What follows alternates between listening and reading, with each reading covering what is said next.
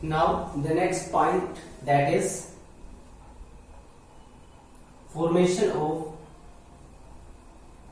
RNA primer.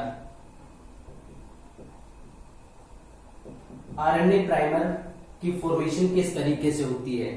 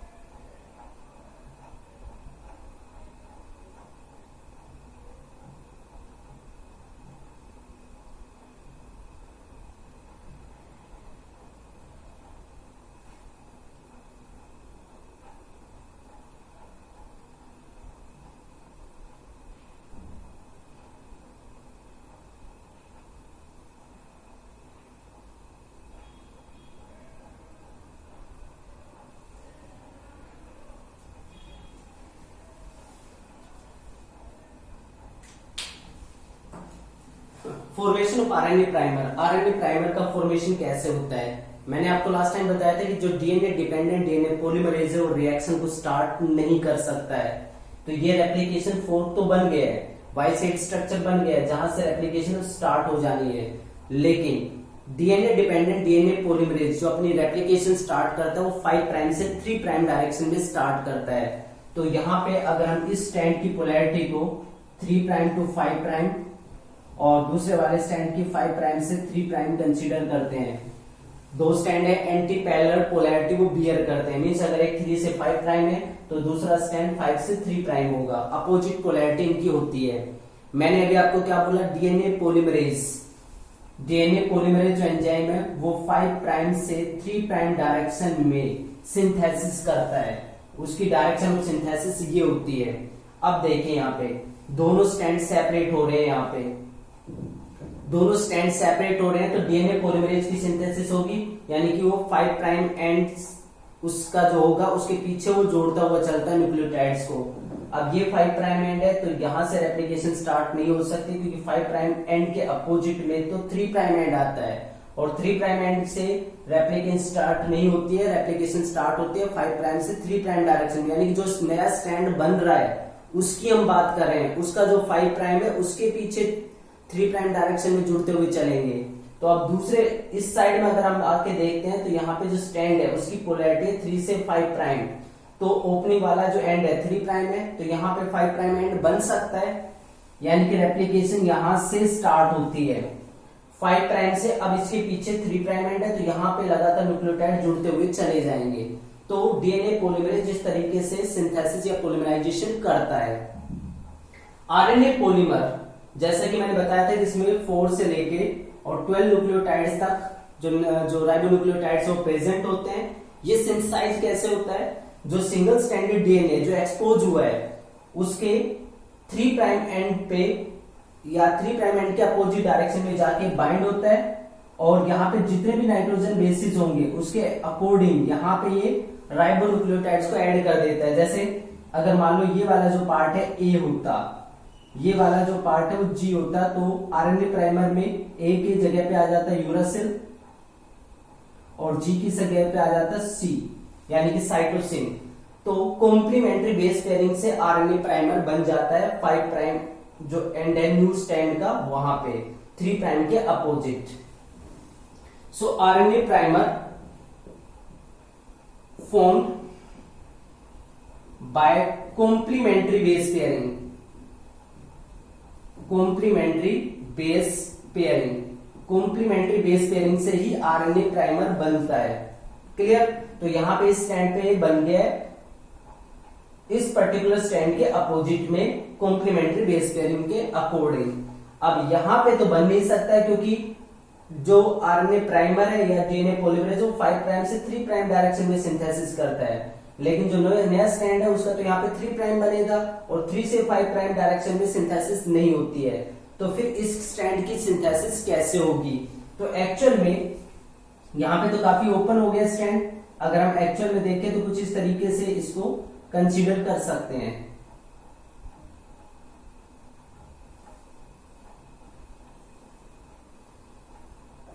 पहले सिर्फ इतना सा ओपन हुआ था स्टैंड, तो यहाँ पे प्राइमर बन गया, लेकिन यहाँ पे तो बन नहीं सकता, लेकिन जितना हिस्सा खुला है उसके यहाँ पे एंड पे तो 5 प्राइम बन सकता है, क्योंकि ये स्टैंड 3 प्राइम है, तो इसका अपोजिट क्या होगा? 5 प्राइम होगा। तो यहाँ पे ये वाला जो हिस्सा वो 5 प्राइम होगा और ये होगा 3 प्राइम। डायरेक्शन वही होगी, 5 प्राइम से 3 प्राइम। ये फिर से 5 प्राइम है, ये 3 प्राइम है, ये 5 प्राइम है, ये 3 प्राइम है। तो डायरेक्शन ऐसे होगी, लेकिन यहाँ पे टुकड़ों में डीएनए की सिंथेसिस होगी। जितना स्ट्रैंड ओपन होता रहेगा उतने पीछे प्राइमर जुड़ते रहेंगे। एक स्ट्रैंड पे तो एक ही प्राइमर से पूरा स्ट्रैंड सिंथेसाइज हो जाएगा, लेकिन जो दूसरा स्ट्रैंड है उसमें टुकड़ों में आरएनए प्राइमर जुड़ते रहेंगे और सिंथेसिस 5 से 3 प्राइम डायरेक्शन में होती रहती है। यहाँ पे ये प्राइमर जुड़ा, सिंथेसिस इस डायरेक्शन में हो जाएगी। यहाँ पे जुड़ा, इस डायरेक्शन में सिंथेसिस हो गई है। यहाँ से जुड़ा, यहाँ तक सिंथेसिस हो गई है। और इस स्ट्रैंड में कंटिन्यूस सिंथेसिस होती है, कोई ब्रेकेज नहीं होता। जैसे स्ट्रैंड ओपन होता रहेगा, नाइट्रोजन बेसिस उसके पीछे जुड़ते चले जाएंगे। तो जो आरएनए प्राइमर है उसके जुड़ने के बाद स्टार्ट हो जाती है रेप्लिकेशन प्रोसेस की पॉलीमराइजेशन स्टेज या elongation stage, that is base pairing bye DNA polymerase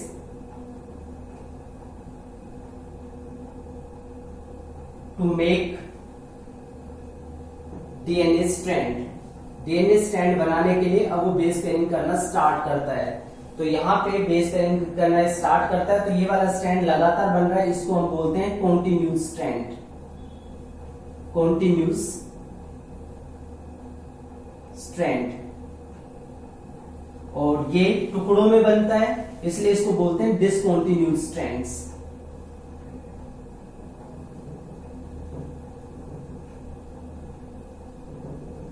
continuous और डिसकॉन्टिन्यूस स्ट्रैंड। तो जो डीएनए पॉलीमरेज होता है वो बेस पेयरिंग नए स्ट्रैंड की स्टार्ट करता है इस तरीके से। तो 2 स्ट्रैंड के अंदर डीएनए की सिंथेसिस होती है। कॉन्टिन्यूस जो स्ट्रैंड होता है, कॉन्टिन्यूस स्ट्रैंड, इसको लीडिंग स्ट्रैंड भी बोलते हैं। लीडिंग स्ट्रैंड मींस ये लगातार कंटिन्यू है, इसलिए इसको लीडिंग स्ट्रैंड बोलते हैं। और जो डिसकंटिन्यूड स्ट्रैंड है,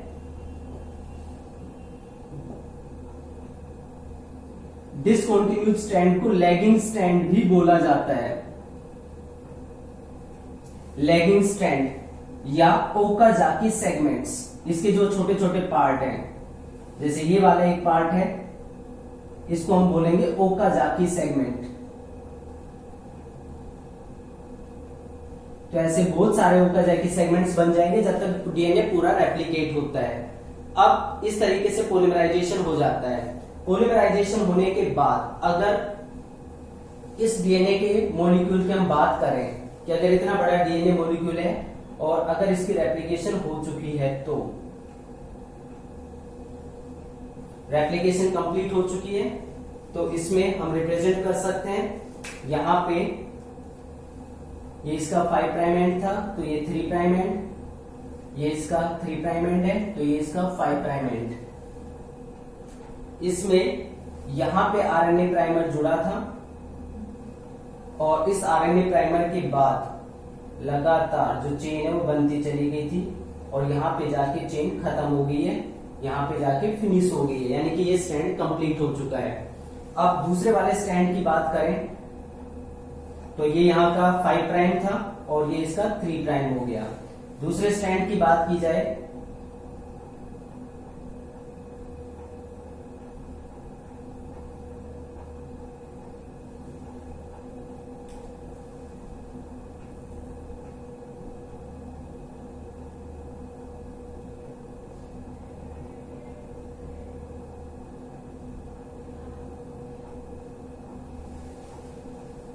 that is 3 prime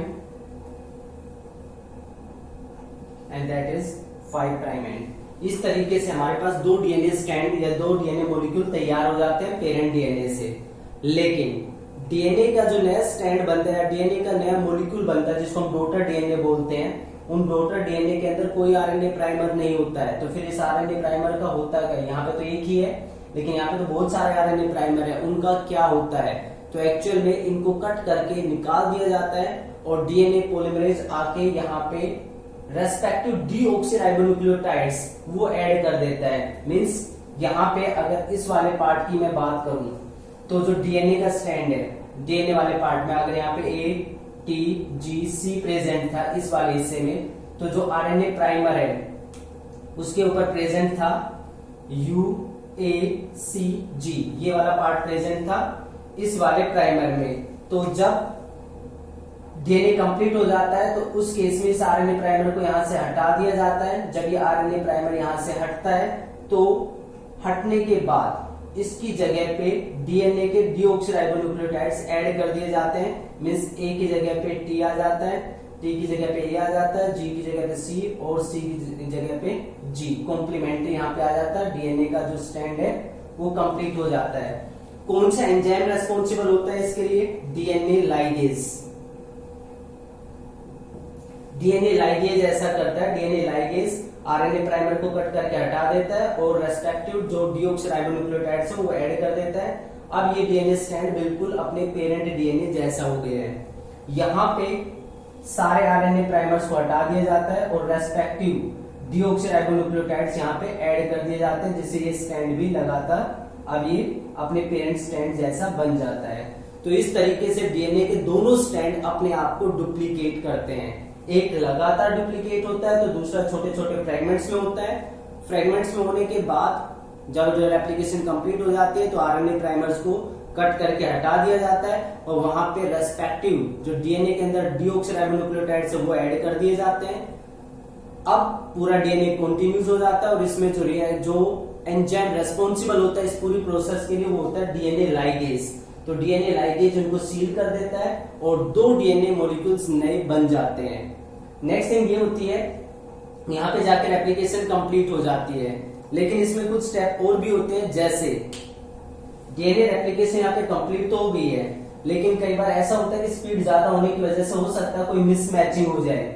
अगर कहीं पे मिसमैचिंग हो जाती है तो एंजाइम वापस आता है, उस मिसमैचिंग वाले बेस पेयर को वहां से हटाता है और एक राइट टाइप का बेस पेयर ऐड कर देता है, जिसको हम बोलते हैं प्रूफ रीडिंग और रिपेयरिंग। प्रूफ रीडिंग जनरली इसको बोला जाता है और जब कट करके उसको निकाल देते हैं तो रिपेयरिंग भी हो जाती है। मींस नॉर्मेलिटी जो उस पर्टिकुलर स्टैंड की वो क्रिएट हो जाती है, मेंटेन कर दी जाती है।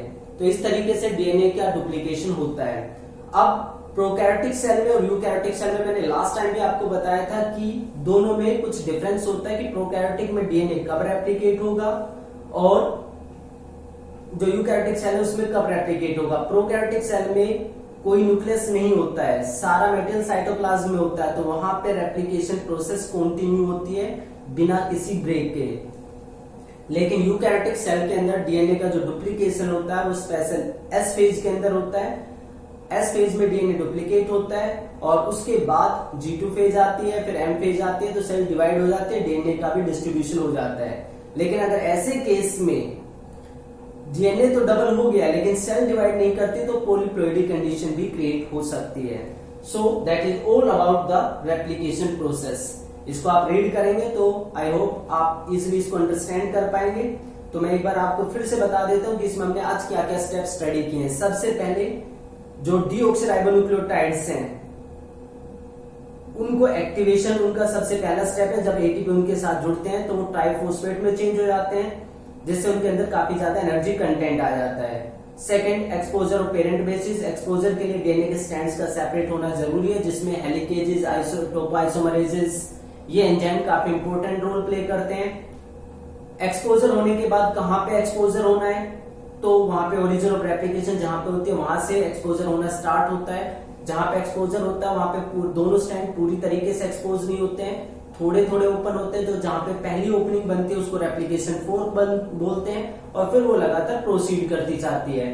ऐसा नहीं है कि दोनों स्ट्रैंड, अब जैसे यहाँ पे जहां पे रेप्लिकेशन फोर्क बना वहां से वो आगे चला जाएगा रेप्लिकेशन फोर्क, और ये ऑलरेडी 2 स्ट्रैंड बनते चले जाएंगे। जैसे ही यहाँ पे पहुंचेगा 2 डीएनए मॉलिक्यूल बन चुके होते हैं। प्रोकैरियोटिक में सिर्फ एक ओरिजिन ऑफ रेप्लिकेशन होती है, तो एक ही वहां पे रेप्लिकेशन फोर्क बनता है एक तरीके से, और दोनों डायरेक्शन में रेप्लिकेशन होती है, और एक साथ दोनों जो डीएनए मॉलिक्यूल है वो एक साथ ही पूरा कंप्लीट हो जाता है। हमारे केस में डीएनए लीनियर होता है, तो किसी एक पॉइंट से रेप्लिकेशन स्टार्ट होती है और एक ही डायरेक्शन में चलती है, डीएनए 2 मॉलिक्यूल के अंदर चेंज हो जाता है।